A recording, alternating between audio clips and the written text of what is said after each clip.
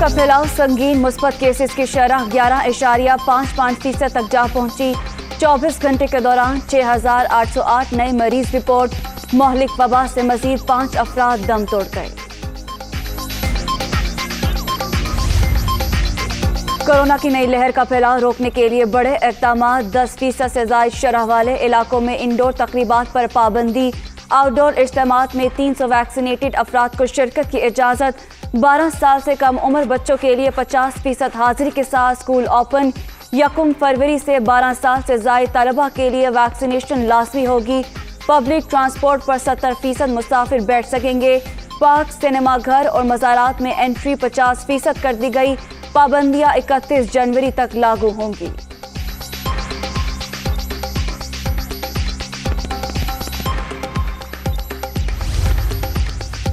پنجاب کے مختلف علاقوں میں دھند کے ڈیرے، موٹر وے اور دیگر اہم شاہراہوں پر حد نگاہ کم۔ لوگوں کو مشکلات کا سامنا۔ حکام کی غیر ضروری سفر سے گریز کی ہدایت۔ لاہور ایئرپورٹ پر پروازوں کا شیڈول متاثر۔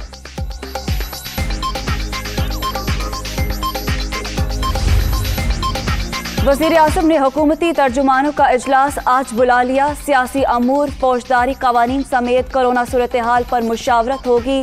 عمران خان اپوزیشن بیانیے سے متعلق ترجمانوں کو گائیڈ لائنز دیں گے۔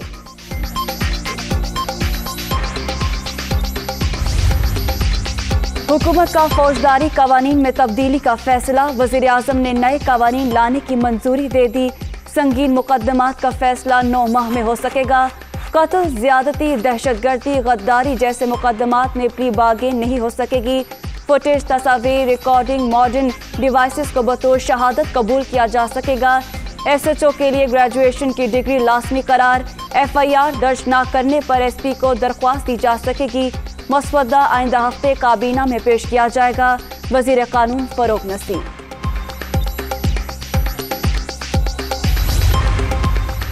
سانحہ مری کی تحقیقاتی رپورٹ کے بعد وزیر اعلیٰ پنجاب کا بڑا ایکشن۔ کمیٹی سفارشات کی روشنی میں 15 افسروں کے خلاف کارروائی۔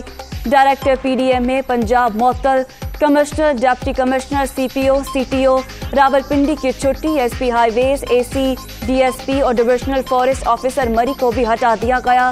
قوم سے کیا وعدہ پورا کر دیا۔ عثمان بزدار کی پریس کانفرنس۔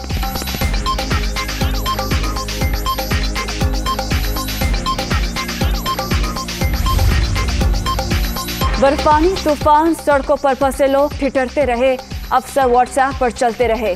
کسی نے صورتحال کو سمجھا نہ سنجیدہ لیا۔ کسی پلان پر عمل بھی نہیں ہوا۔ کمشنر، ڈپٹی کمشنر اور اسسٹنٹ کمشنر ذمہ داریاں ادا کرنے میں ناکام۔ CPO، CTO بھی فرض نہ نبھا سکے۔ محکمہ جنگلات، ہائی ویز کے حکام اور ریسکیو 1122 بھی ڈیلیور نہ کر سکے۔ انکوائری کمیٹی کی رپورٹ میں انکشافات۔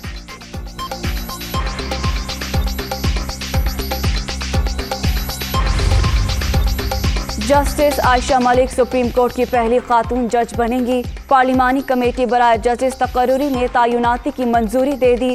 فیصلہ فاروق نائک کی زیر صدارت ان کیمرہ اجلاس میں کیا گیا۔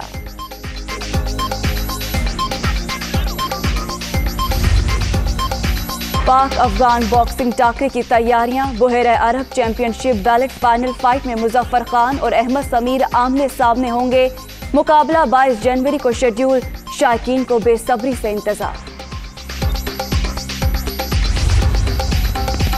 اور ثانیہ مرزا کا ٹینس کو خیر بات کہنے کا فیصلہ۔ ریٹائرمنٹ کا اعلان کر دیا۔ 2005 میں پہلا WTA ٹائٹل جیتنے والی بھارتی سٹار رواں سال آخری سیزن کھیلے گی۔